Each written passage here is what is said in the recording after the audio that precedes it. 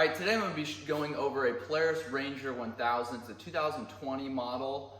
This is the crew cab. This is going to be the same process on the regular cab. So what's going on today is when you press on the brake pedal, you cannot start your machine. So I have not been able to start it. So I believe that brake sensor is going out. I've ordered the brake sensor. I can get you the part number for that. I'll leave that in the details below. We've done several other checks on it, verified it was an ignition switch, and I'm actually going to show you a quick tip on getting it started so you can get going. If you're stuck out in the field or something that day, you can go ahead and get it running, but it's not going to be a permanent fix, so keep that in mind. You'll run into issues if you let this be a permanent fix. So first thing I'm going to do is take you down to the front left wheel here. I'm going to show you where the brake master cylinder is. I'm also going to show you this little trick to get you going. We've done a bunch of other videos on the Polaris Ranger 1000. Make sure you check those out.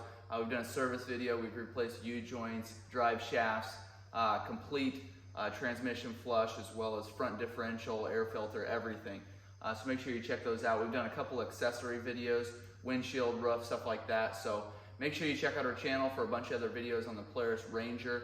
We've done complete engine rebuilds on the 800, which is a super common problem. So definitely check those out if you've got a Ranger and you're having issues. So thank you for watching. If you got questions or comments, make sure and leave those below. If this video has been helpful, give us a thumbs up. Share these videos so that more people are helped out in the process. Thanks for watching. A couple things you're going to need for this project. You're going to need an 18mm wrench, obviously the sensor that we have here, and I'll zoom in and show you exactly what that looks like. The other thing that we're going to use is a bolt, exact same thread pitch as the sensor, because you don't want the fluid to drain out of that master cylinder completely, or you're going to have to bleed your entire brake system. You might end up having to anyways. I'll show you a couple tricks so you may not have to. The other thing, and then I've got a light set up here so you guys can hopefully see a little bit better, but you wouldn't necessarily need that. Although it is tucked up in there a little bit, so it is going to be a little bit of a challenge for anybody to see whether you're shooting a video or not. So the other thing you're going to need is brake fluid, and I'll get the specs on that and leave those in the comments below. All right, the trick that I wanted to show you here that you could temporarily get this machine up and going is grab a paper clip and cut it in, or bend it in a pattern that looks like this. We're going to unplug our brake sensor here, and we're actually going to plug this directly into the wire harness. So a couple things to keep in mind here. You don't want to do this so often that you bang up the connectors inside of this connector, because then you're going to have an issue with when you do replace your sensor, it going, the connection's not making a good connection. So that's one thing to keep in mind. The other thing, if you leave it like this and it bounces around and touches your frame, it's going to ground out and you're going to have some issues. Either going to blow a fuse. I don't know that there's necessarily a brake fuse on this line. I believe there's probably tail lights, and you might potentially blow that tail light fuse, but you're for sure going to run into some issues if that's continuing to spark against the frame. So don't let that happen. The other thing is you'll actually put your Ranger in limp mode if you leave this in there. So you're going to have to start it like this and then run around and unplug this and leave this unplugged, and then you'll be able to use your Ranger like normal. You won't have any issues there, but as soon as you shut it off, you're going to do the same thing. Take and stick that in there, and you can either use two people, take somebody, hold that in there, hold them on the connectors, or just go ahead and actually stick it in there. So that's a quick fix if you're out in the field and you're needing to get this Ranger back home. But again, not a permanent fix. So a lot of people don't carry a paper clip on them. We were actually at the shop when we had this happen, so it worked out fairly well, and I wanted to use it that day. Okay, next thing is, this is gonna be a little bit harder for me to show you how to do it while the video is rolling, because I'm gonna need to be in here. There's not a great spot to get in here, but you wanna pull the cap off, and that's just a quick turn. It's probably about a 2.5 inch black cap here. I'm not sure if you can see it, but it's got a diaphragm in there that will keep from getting air in the system there. So I'm just gonna leave that set on there because I don't want dirt and debris falling in there while I do this. The other thing is you wanna grab your bolt here, that same size thread pitch, And the other thing that you can do, if you've got somebody that can actually put their finger over top of that master cylinder, you can do that as well, so that that fluid doesn't run out. Unfortunately, we don't have that, and I'm not sure how you'd get somebody else underneath of here to do this project. It's just a really tight area. So next thing we're gonna do is grab your wrench. We're gonna loosen this. It looks like the switch has actually changed a little bit. I do remember Polaris saying they superseded these parts, so this is gonna be a bigger wrench than what the new one's gonna be. All right, so we've got our 22 millimeter wrench in here. We're gonna take and actually, you know, because you're opposite of this, you gotta turn this up. You wanna make sure your brake lines aren't turning and gonna get in your way here. You also wanna make sure that you're not gonna bend and break any of those lines, which you shouldn't just by loosening them up. Not a big deal, but it's gonna be a little bit of a challenge to get this loosened up and out of here without draining all that fluid, because it's just gonna start flowing typically. And then from my angle right now, it's actually really hard to see. You guys have a way better angle than I do. You wanna make sure that there's O-rings on here. You wanna make sure the seals, and you wanna make sure that those get, they stay in place.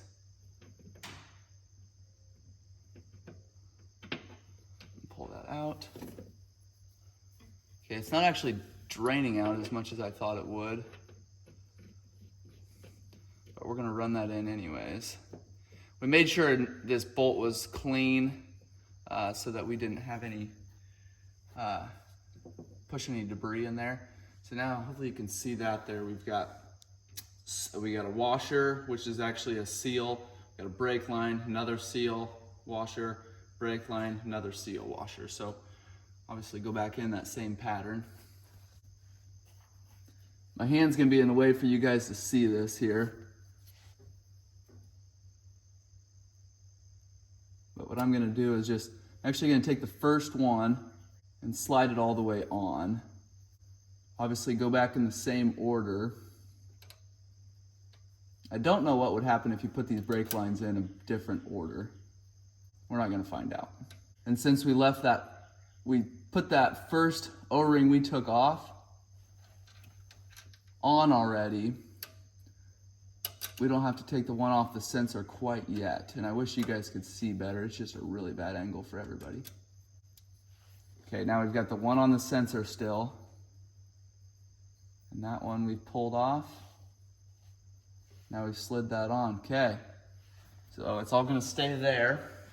There's the sensor we just removed. You can see bigger socket there.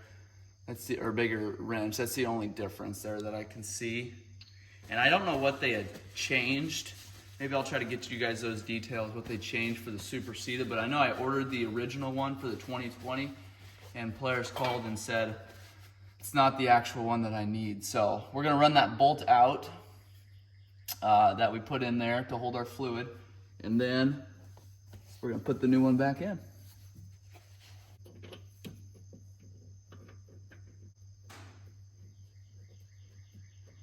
Obviously, while you're doing this, don't let anybody touch that brake pedal. If they do, you're just gonna take and push fluid out. You're gonna run into some major issues, having to bleed your system again, the entire system. We're hoping by not letting all that fluid drain out of your master cylinder, your reservoir here, that we don't actually have to bleed that system. Now, what we're gonna do to help with that situation is we're gonna leave that cap open for a while and let any kind of bubbles that were in there drain to the top. And that's not a guaranteed fix. There's still a really good chance that we're gonna have to bleed that system.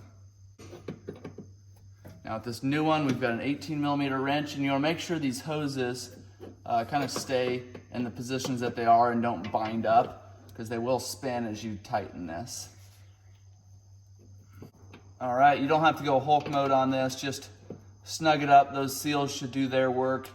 As long as you put everything back in the correct order, you shouldn't have any issues there. So we'll take and slide this connector on. Again, we're not gonna do anything with the brake master cylinder right now. as far as testing it out. We'll test that out and we'll let you know. The other thing is we'll add some fluid to this because we for sure lost a little bit, but not a ton.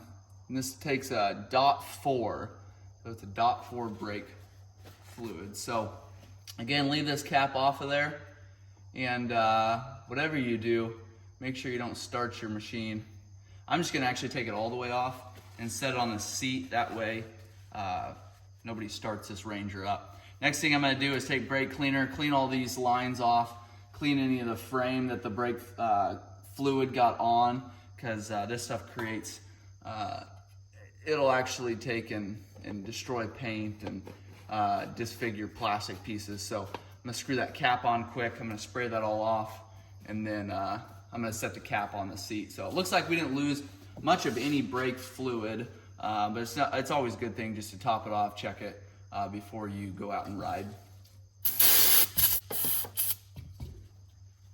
All right, nice thing about brake cleaner is it'll evaporate, and everything will look back to new again, except for the really dirty areas.